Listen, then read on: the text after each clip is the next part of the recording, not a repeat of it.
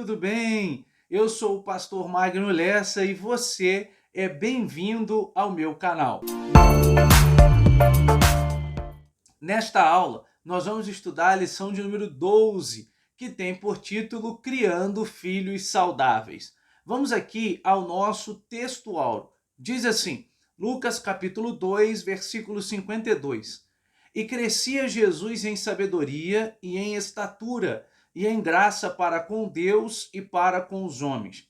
A verdade prática diz: a vontade de Deus é que os pais eduquem seus filhos de acordo com os princípios divinos, a fim de que eles cresçam de maneira saudável e equilibrada.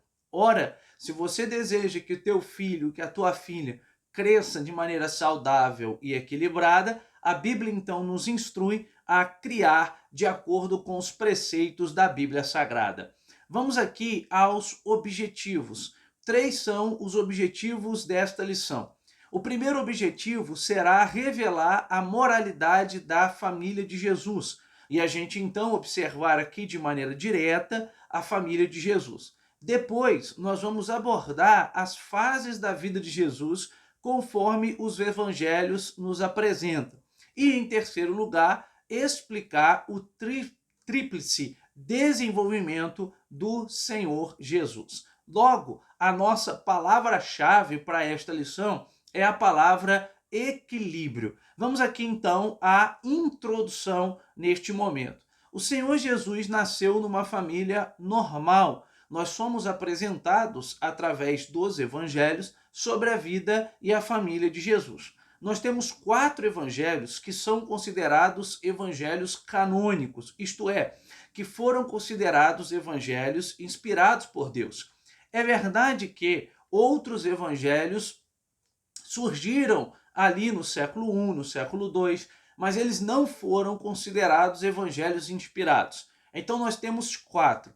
Esses 4 evangelhos se dividem em 2 grupos. Mateus, Marcos e Lucas fazem parte daquilo que nós chamamos de evangelhos sinóticos. A expressão sinótico não aparece na Bíblia. Ela foi usada posteriormente e é uma expressão que significa semelhantes. Então, Mateus, Marcos e Lucas, eles são chamados de evangelhos sinóticos porque eles são semelhantes. A gente consegue ver uma certa semelhança entre eles. E João seria o outro grupo, né? João não está dentro daquilo que chamamos de evangelhos sinóticos. Então, quando a gente quer saber sobre a vida de Jesus, sobre a família de Jesus, sobre o seu nascimento, nós precisamos recorrer a esses evangelhos, tá? Bom, Jesus teve um pai, que a Bíblia chama ele de José, e uma mãe chamada Maria. Na época que Maria se achou grávida, ali como aparece no começo dos evangelhos sobre a história de Jesus, Maria era uma moça muito nova. Na época de José e Maria, geralmente se casava muito cedo. A menina, a mulher, ela se casava após a sua primeira menstruação, ali após os 12, 13 anos. Alguns estudiosos acreditam que Maria se achou grávida de Jesus quando ela tinha por volta de 15 anos de idade. E José era um pouco mais velho, ou era mais velho do que Maria, tá?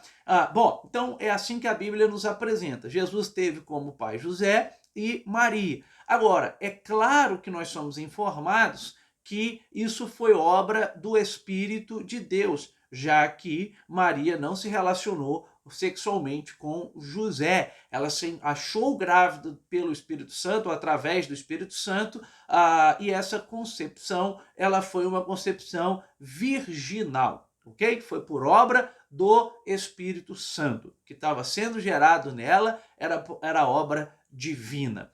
Então, por isso, ele se tornou o pai adotivo de Jesus, ou seja, José se tornou o pai adotivo de Jesus, tá? A criança concebida no ventre de Maria era de fato o verbo que se fez carne e habitou entre nós. Isso aparece no Evangelho de João, capítulo 1, versículo 14. Lembra que no versículo de número 1, João diz: e o verbo estava com Deus, o verbo era Deus, né? E no versículo 14 ele diz: e este verbo, ele se fez carne e ele habitou entre nós. Na teologia, nós chamamos isso de encarnação. Jesus se encarnou. Não é que Jesus passou a existir no momento da sua encarnação. Não, não, não. Jesus é eterno, Jesus é Deus. Assim como Deus e como o Espírito Santo, Jesus sempre existiu. Agora, é claro que houve um momento em que ele se encarnou, ele se tornou o Deus encarnado.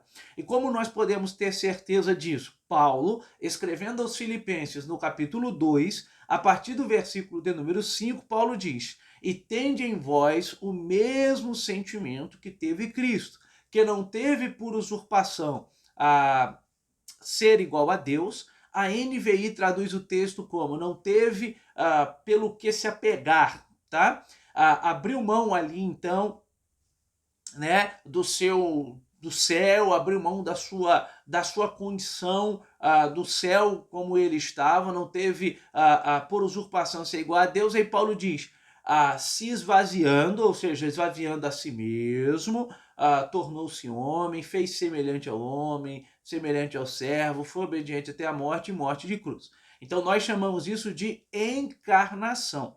Mas quando Jesus se encarnou, Jesus não deixou de ser divino.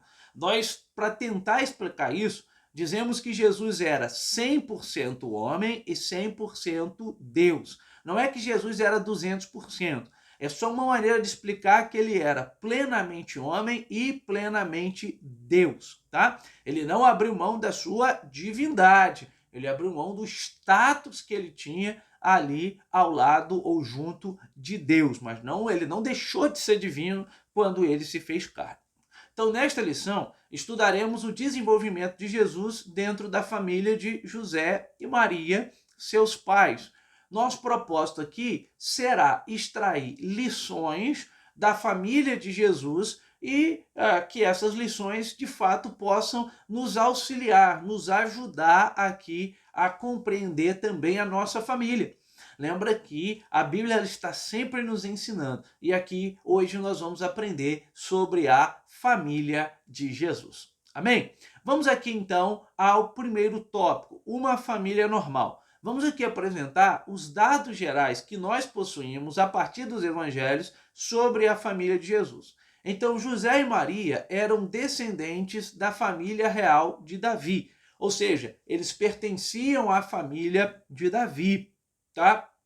Aqui o pastor Elianai Cabral chega a afirmar que Maria também pertencia à família de Davi e, portanto, eram da raiz de Jessé, ok? Então, José e Maria vêm de uma família real, de uma família monárquica. Lembra que Deus faz uma promessa para Davi, dizendo que da casa de Davi não faltaria aquele que assentaria no trono, tá? E de fato não faltou, porque Jesus é o Rei eterno. Então, o casamento deles aconteceu depois que o anjo do Senhor revelou a José que sua noiva estava grávida e o filho que ela estava gerando era obra do Espírito Santo. É verdade que José, ele pensa, a primeiro momento, em abandonar Maria, tá?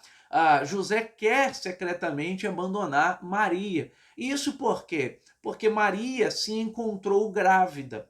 Então, o anjo alerta José, né, em sonho, dizendo que José não deveria fazer tal coisa, ele não deveria abandonar Maria. Mas por que José quer abandonar Maria? Bom, a gente precisa se colocar naquele tempo. Então, naquele tempo, havia uma rigidez muito grande, né? Uma preocupação muito grande quanto à virgindade da mulher, havia uma preocupação muito grande quanto à pureza da mulher. Então, José quer abandoná-la, talvez pela vergonha que José pode ter pensado que teria ao ter Maria grávida, sem ser ele casado com Maria, por exemplo. Tá? Mas aí a Bíblia Sagrada diz que José não vai fazer isso. E o texto sagrado diz que o que estava sendo gerado no ventre de Maria era obra do Espírito Santo, era obra de Deus, porque a missão de Jesus era salvar o seu povo do pecado, dos pecados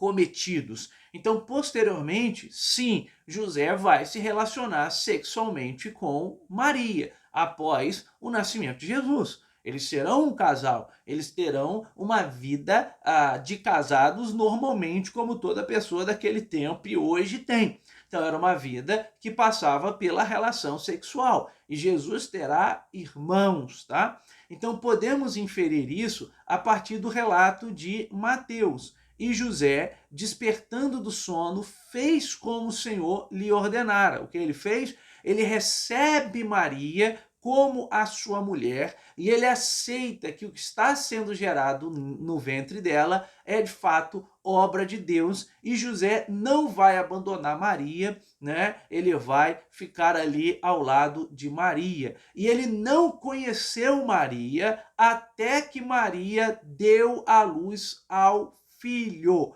ao primogênito, e pôs o nome de Jesus. Eu quero destacar aqui essa informação de Mateus capítulo 1. Note que o texto não está dizendo que Jesus era o filho unigênito. O texto está dizendo que Jesus era o filho primogênito. Então, o primogênito era o primeiro filho.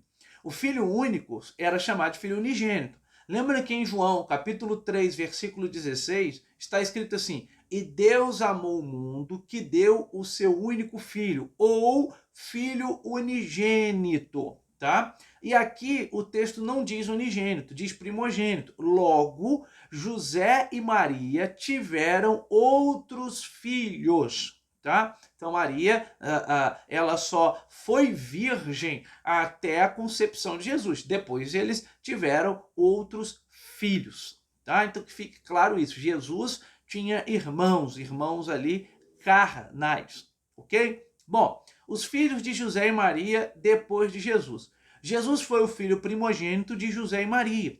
A Bíblia registra que os pais dele tiveram outros filhos mais adiante. Então, se a gente lê Marcos, capítulo 6, versículo de número 3, nós vamos encontrar registrado o nome de mais alguns irmãos de Jesus. Por exemplo, Jesus tinha um irmão chamado Tiago. Alguns acreditam que esse mesmo Tiago será o autor da Epístola de Tiago, que aparece no cânon da Bíblia Sagrada. Depois, Jesus também teve como irmão uma pessoa, um homem chamado José, Judas. Alguns acreditam que a Epístola Universal de Judas é desse Judas, irmão de Jesus, Simão, e pelo menos mais uma irmã que nós não sabemos o nome, porque o texto bíblico não informa. Então, seus irmãos não o aceitaram como Messias e por isso o rejeitaram. João capítulo 7, versículo 1 a 5, deixa isso muito claro. Jesus não foi aceito inicialmente entre os seus irmãos como Messias. Depois que esses irmãos vão reconhecer Jesus como Messias, mas inicialmente, enquanto Jesus pregava, enquanto Jesus evangelizava, enquanto Jesus curava, eles tiveram uma restrição, uma reserva em relação a Jesus. Somente após a ressurreição de Jesus e a experiência que eles tiveram com Cristo ressurreto é que então eles vão acreditar. Por exemplo, Tiago talvez tenha sido o mais incrédulo deles. E ele se tornou um seguidor de Cristo, mesmo não sendo ele um apóstolo. A Bíblia Sagrada diz em 1 Coríntios capítulo 15, versículo 7, que esse Tiago, que foi incrédulo a primeiro momento, ele vai se tornar um dos líderes da igreja de Jerusalém, assim como Pedro, por exemplo. Então, após a ressurreição, o impacto sobre a vida deles foi muito grande. Eu abro aqui para lhe dizer algo. Assim também ocorre conosco. Jesus ressuscitou e uma vez que Jesus ressuscitou, como disse Paulo, a nossa fé não é vã. A nossa fé não é vazia. A Paulo, no grego, usa a expressão kenos, ou seja, vazio, sem sentido. A nossa fé não é desprovida de sentido. Jesus ressuscitou e a ressurreição de Jesus marcou a nossa vida. Eu me lembro de um determinado teólogo, ele é teólogo e filósofo, um dos grandes defensores da fé cristã ainda vivo, o doutor William Lane Craig, em vários debates com ateus em várias universidades do mundo, o Craig usa vários argumentos para falar da existência de Deus. Ele usa argumentos do campo da filosofia, do campo da matemática, do campo da moral, mas geralmente o último argumento que o Dr. Craig, o Dr. William Lane Craig usa para defender a existência de Deus é o que ele chama do argumento da experiência. E ele diz: eu tive a experiência com esse Cristo ressuscitado e esse Cristo ressuscitado mudou a minha vida. Eu só estou aqui nesse momento gravando essa aula para você, falando a você e você agora ouvindo a explanação desta aula, porque de fato Jesus também mudou a sua vida. Como disse o pastor norte-americano, pastor presbiteriano, falecido há pouco tempo, Timothy Kelly, ele disse: se Cristo ressuscitou, como eu de fato acredito que ele ressuscitou, então tudo terminará bem. Amém? A ressurreição de Jesus é impactante. Glória a Deus por isso. Vamos aqui ao tópico de número 2, o modo de criação de Jesus. Então, Jesus, o Filho especial. A despeito de Jesus ter sido especial, José e Maria nunca trataram os demais filhos com desprezo. A Bíblia não mostra que eles desprezaram os demais filhos porque Jesus era o Messias ou porque Jesus era um filho especial.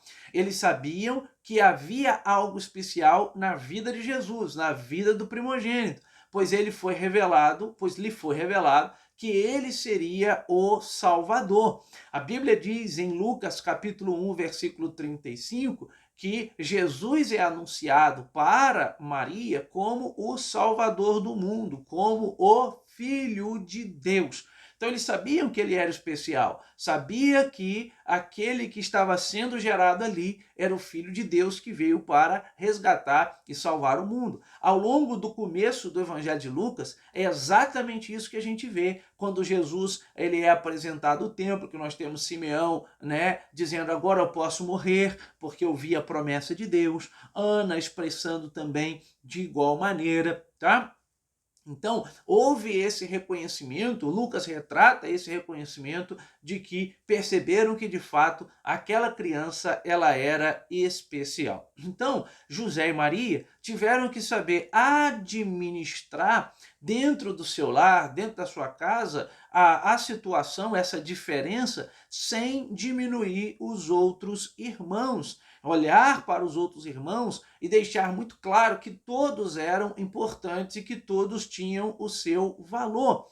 Conheceremos melhor a maneira como o nosso Salvador se desenvolveu segundo a sua humanidade, analisando as fases da sua vida, a infância, a adolescência e também a juventude de Jesus. Agora, é claro, de acordo com aquilo que os evangelhos registram para nós, tá? Então vamos aqui observar a infância de Jesus. Então, após nascer, Jesus foi apresentado em Belém da Judéia. O texto bíblico diz que foi feito um recenseamento, ou seja, uma contagem do povo, e Maria então vai até Belém para participar dessa contagem, tá? E ela acaba tendo a criança ali. Então, no nascimento de Jesus, a Bíblia diz que Jesus foi colocado em uma estrebaria. Deixa eu só deixar uma coisa aqui clara, porque às vezes a gente pensa que os animais, como é hoje, né? Os animais como o boi, a vaca, eles vivem no curral, né? Então, pensam que essa estrebaria, essa hospedaria, sim, esse local onde Jesus estava, porque não havia lugar na hospedaria, era um local como um curral. Mas às vezes as pessoas elas tinham um espaço dentro da casa que elas guardavam os animais ali dentro da casa ou próxima à casa, tá? E Jesus então nasce nesse ambiente e ele é colocado em uma manjedoura, um local ali onde era usado para os animais se alimentar. Então note que não era nenhum objeto real, nenhum palácio, pois os pais de Jesus não tiveram alternativa. Tá? A Bíblia diz que não havia lugar na hospedaria, talvez em virtude do recenseamento e do grande fluxo de pessoas que estavam transitando ali naquele local. Então, olha, o Salvador do mundo, o grande Emanuel, o Deus conosco, ele se fez pobre, ele se fez humilde, ele veio e esteve em nosso meio, ele andou entre nós, ele nasceu em um local simples, ele não nasceu no grande palácio, ele não nasceu numa cama real, ele não foi deitado em um berço de ouro, mas Deus se fez pobre para que nós pudéssemos nos tornar ricos em herança naquilo que nós vamos receber e daquilo que Cristo conquistou por nós. Então, depois de 8 dias, como era a exigência da lei, lembrando que José e Maria eram judeus, Jesus também nasceu dentro de um ambiente judaico, e a lei dizia que no 8º dia do nascimento do menino, esse menino então deveria ser circuncidado. Isso aparece em um pacto, em uma aliança que Deus faz com o patriarca Abraão. Então, a circuncisão, que é a retirada do prepúcio do órgão genital masculino, era um símbolo de uma aliança entre Deus e o ser humano. Começa com o patriarca Abraão e isso adentra ali na história do povo hebreu, na história do povo israelita, na história do povo judeu, e até hoje os judeus praticam, realizam a circuncisão. E Jesus então será circuncidado. E aí darão o nome de Jesus, tá? Para a criança, Yeshua, para a criança. Todo o tratamento que Jesus recebeu foi semelhante ao dos outros meninos nascidos em Israel. Nosso Senhor teve uma infância como a de qualquer menino da Judéia. Eu sei que às vezes a gente pensa Jesus só enquanto adulto, e às vezes a gente não consegue pensar Jesus enquanto criança. Mas Jesus foi criança. Jesus teve necessidade de receber papinha na boca. Jesus foi amamentado por Maria. Jesus segurou na mão de Maria ali para aprender os seus primeiros passos. Maria colocou Jesus para dormir. Maria deu banho na criança Jesus, tá? Então, ele foi uma criança normal, como qualquer outra criança, né? Ele não era uma criança como um super-homem, ele foi uma criança, tá? Ele foi um menino e teve uma infância como qualquer menino da Judéia. Ele cresceu e se desenvolveu sob os cuidados de seus pais. Quanto à alimentação, proteção, saúde mental, física, a vida espiritual, a educação, isso tudo foi propiciado pelos seus pais. Então, o nosso Senhor teve de deixar a sua terra provisória, quando a Bíblia Sagrada diz que Herodes, sabendo que havia nascido o rei dos judeus, temendo que pudesse ter o trono usurpado, a Bíblia diz que ele dá uma ordem para que os meninos sejam mortos. E aí a Bíblia diz que o anjo do Senhor alerta os seus pais para que eles desçam ao Egito e fiquem ali no Egito por algum tempo. E aí, mais tarde, eles vão poder voltar para a terra de Israel. O que a gente percebe aqui? A gente percebe Deus cuidando de Jesus. A gente percebe a mão da providência de Deus sobre a vida do menino Jesus e de José e de Maria. Deixa eu abrir um parênteses aqui para fazer uma aplicação. Deus também cuida de nós. Perceba que o anjo do Senhor alerta os pais de Jesus, eles descem para o Egito, é Deus protegendo, é Deus guardando, é Deus cuidando da criança. Eu aprendo também que nós, enquanto filhos de Deus, também somos cuidados, estamos debaixo do cuidado de Deus. Lembra do que Jesus disse em Mateus capítulo de número 6? Por que vocês estão ansiosos quantos que haveis de beber ou de comer? Basta cada dia o seu mal. Deus cuida da minha vida e Deus cuida da sua vida. Descanse em Deus, porque Deus é poderoso para velar pelos seus. Então, sobre a adolescência de Jesus, nós temos pouquíssimos relatos. Nós temos o relato de Lucas. Lucas é aquele que fala-nos a respeito da adolescência de Jesus.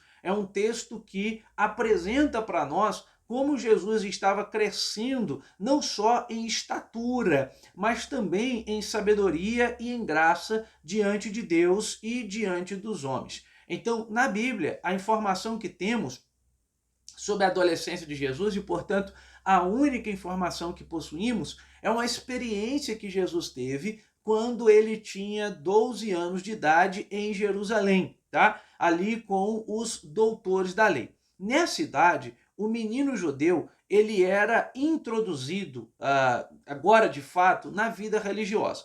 Antes, é claro, o menino aprendia em casa, deveria ser educado em casa, ou seja, aquilo que está dito em Deuteronômio, que Deus ordena a Moisés dizer ao povo, as palavras deveriam ser inculcadas enquanto a criança estivesse andando, enquanto a criança estivesse deitada, enquanto a criança estivesse sentada, ou seja, cabia aos pais ensinar o caminho ao menino, o caminho de Deus, ensinar a lei de Deus à criança. Quando a criança atingia 12 anos de idade, essa criança agora ela era introduzida na vida religiosa e ela se tornava um filho da lei. Tá? Essa era uma cerimônia que ficou conhecida como Bar Mitzvah. Bar Mitzvah.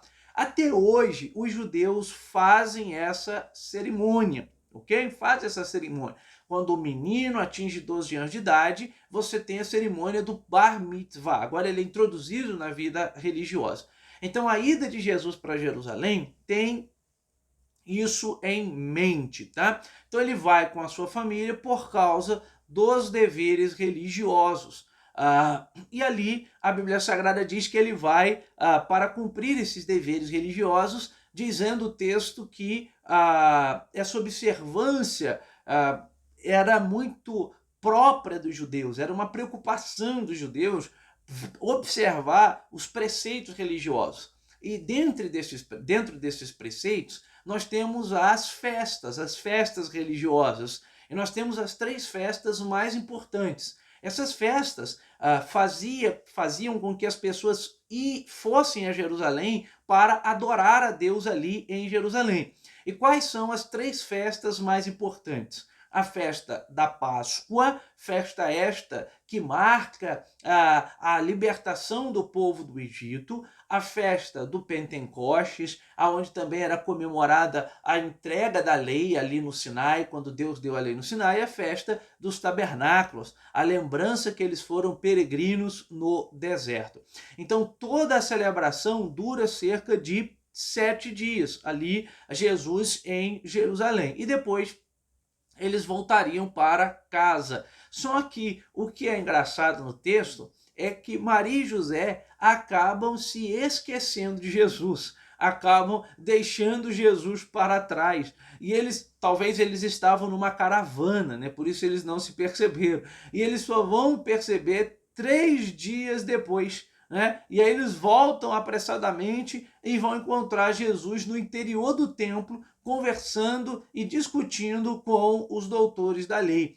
Esta, por sua vez, estes, né, José e Maria, eles ficam maravilhados, eles ficam abismados, assombrados com a sabedoria que Jesus falava com os doutores da lei, tá? Bom, aqui vai uma segunda lição. Ensine o seu filho na lei de Deus. Crie o seu filho, crie a sua filha aprendendo os preceitos da lei de Deus, aprendendo a palavra de Deus, instrua o seu filho e a sua filha na lei do Senhor. Sente com ele, sente com ela, leia a Bíblia, conte a história. Mas quando que eu vou fazer isso? Quando for adolescente? Não, criança, bebê. Compre aquelas Bíblias ilustradas, ensine, faça com que o teu filho, com que a tua filha tenha amor pela palavra de Deus. Vamos aprender aqui com a família de Jesus, tá? E depois, então, nós temos a juventude de Jesus. Então, dos 12 anos aos 30 anos, nós temos a adolescência, aí há a juventude de Jesus. Só que nesse tempo, durante, né, esses 18 anos, nós não temos informações. O que acontece durante esse tempo é praticamente desconhecido a nós. As únicas informações que a história nos revela, né, nos fornece, são as que estão nos evangelhos. Então nós não sabemos, tá? Apenas ficamos aí com a informação de que depois que Jesus se encontrou com dos doutores da lei, a Bíblia agora só volta a falar sobre Jesus quando ele tinha 30 anos de idade. E um dia me perguntaram, por que isso? Porque os evangelistas Mateus, Marcos, Lucas e João estão mais preocupados com o começo da vida de Jesus, para afirmar e deixar claro que era obra de Deus o seu nascimento, e com o final da vida de Jesus, e aí sim relacionado ao seu ministério. Tá? Então eles não vão se prender nesse período aí intermediário. Quando a Bíblia volta a falar, Jesus agora tem 30 anos de idade e Jesus está sendo batizado por João no Rio Jordão. Então tudo o que se tem conhecimento acerca dos anos ocultos de Jesus é que ele aprendeu a profissão com o seu pai, a profissão de carpinteiro, tá? É interessante a gente dizer aqui uma verdade. Os judeus, eles tinham uma preocupação muito grande que os pais ensinassem os filhos, né? O pai, o homem, o provedor da casa ali, deveria ensinar o seu filho uma profissão, porque não ensinar uma profissão era como ensinasse roubar, era como ensinasse matar. Então era necessário ensinar uma profissão. E José possivelmente deve ser um carpinteiro. Embora, preciso te dizer que a palavra grega que aparece ali para carpinteiro também permite a tradução por pedreiro, tá? Alguém que trabalha não necessariamente com madeira, mas alguém que trabalha com pedra. Tá? Então, Jesus era um carpinteiro, mas a palavra também permite a tradução por pedreiro. Então a gente pode dizer que ele era alguém que trabalhava ali com pedra ou com madeira, ou talvez pedra e madeira. E é possível que quando ele começou o seu ministério com 30 anos de idade, José já tinha morrido. E Jesus, então, tenha sido responsável pelo sustento da família. Porque quando o homem morria, ficava a família agora sobre a responsabilidade do primogênito, ou seja, do filho mais velho. É possível, então, que Jesus agora tivesse que cuidar da sua família, tá? Ali cumprindo também o seu desígnio como filho, ok? Vamos aqui então para o tópico de número 3, o tríplice desenvolvimento de Jesus. Então, o Evangelho de Lucas, capítulo 2, versículos 51 e 52, diz o seguinte: e desceu com eles e foi para Nazaré, e era-lhes sujeito, e sua mãe guardava no coração todas essas coisas.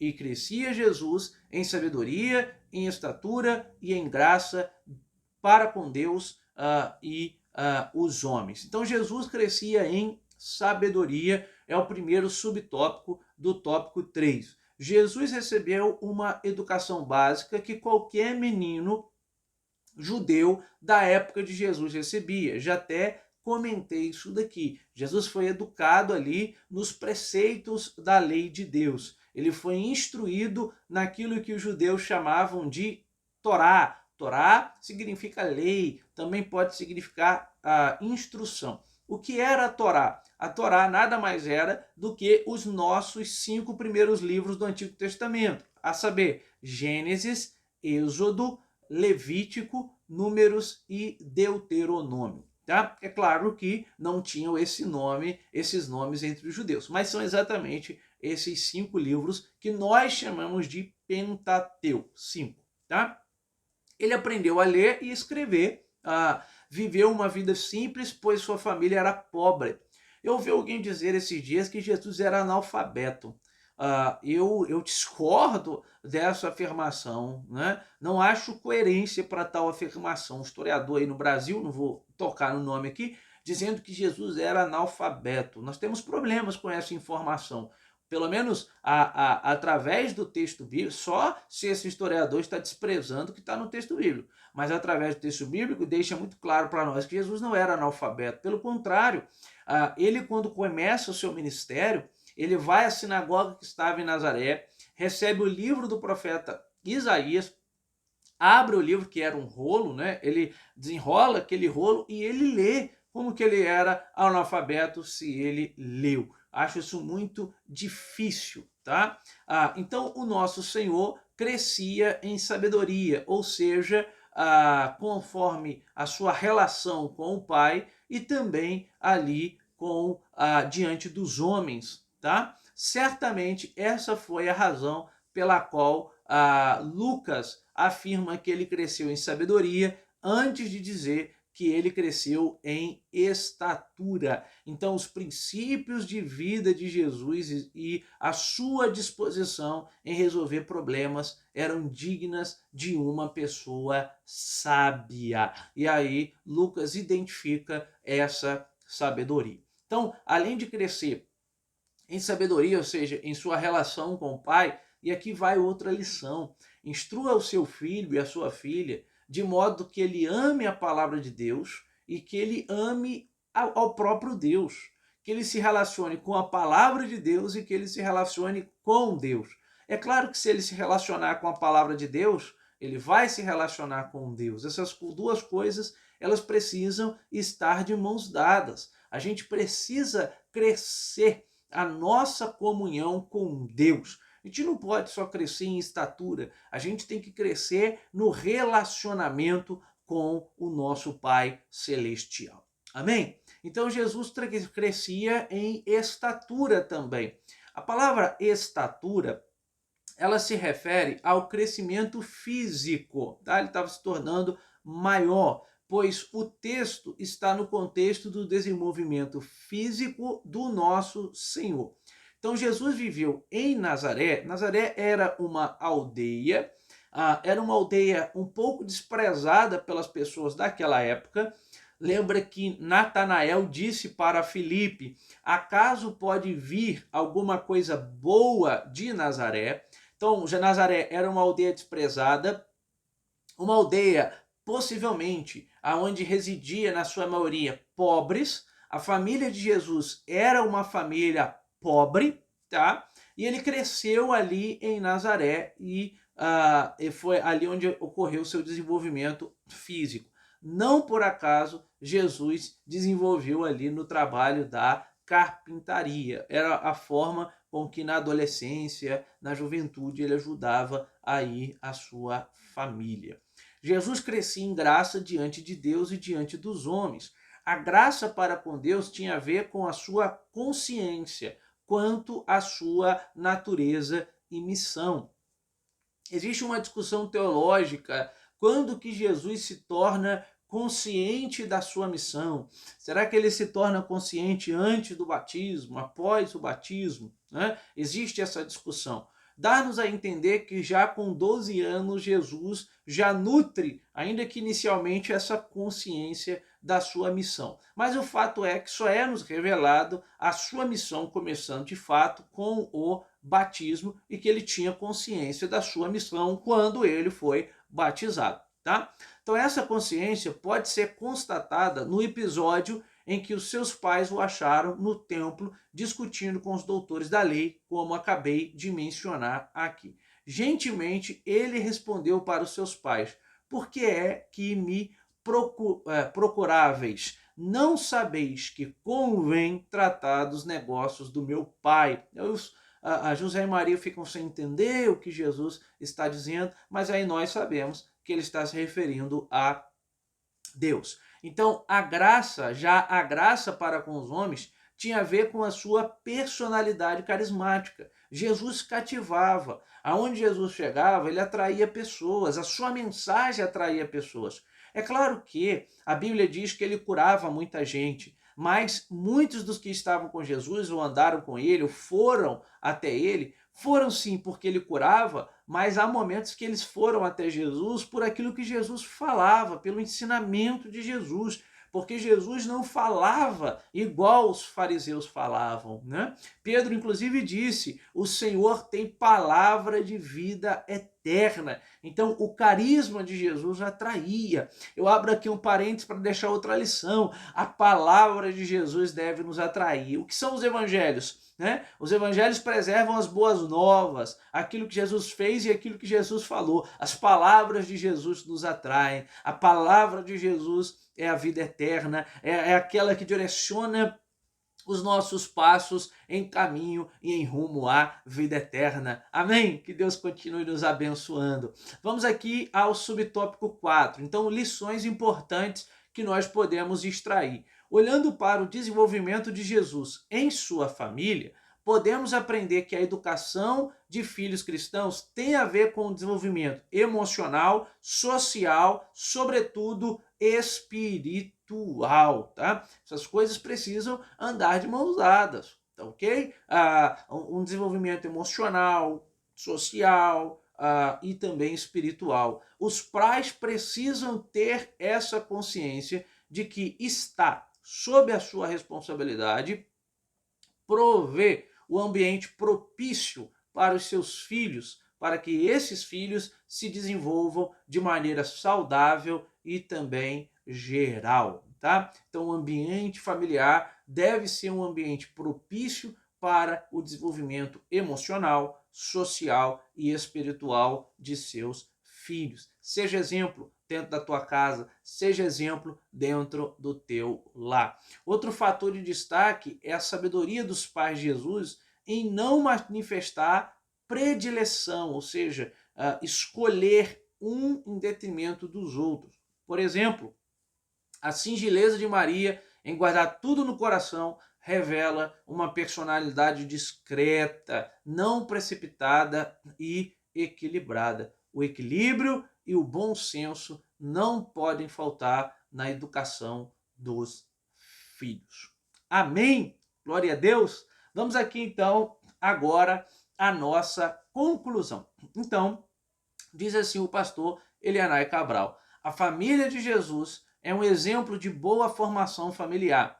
A respeito dos pais, aprendemos a ser equilibrados, ponderados e não manifestar predileção pelos filhos. A respeito dos filhos, nosso Senhor nos ensina que devemos ser obedientes e atenciosos aos nossos pais em todas as coisas. Que nossa família seja um ambiente propício para o desenvolvimento espiritual, emocional, social de nossos filhos. Amém? Chegamos então ao final de mais uma belíssima e importantíssima lição. Que Deus continue te abençoando. Te peço mais uma vez, se você gostou do conteúdo que foi aqui produzido e tem gostado das nossas aulas, nos ajude curtindo, compartilhando e se inscrevendo em nosso canal. Nos ajude a fazer este conteúdo chegar a mais gente e para que mais pessoas sejam ricamente abençoadas. Amém? Que Deus te abençoe e um grande abraço.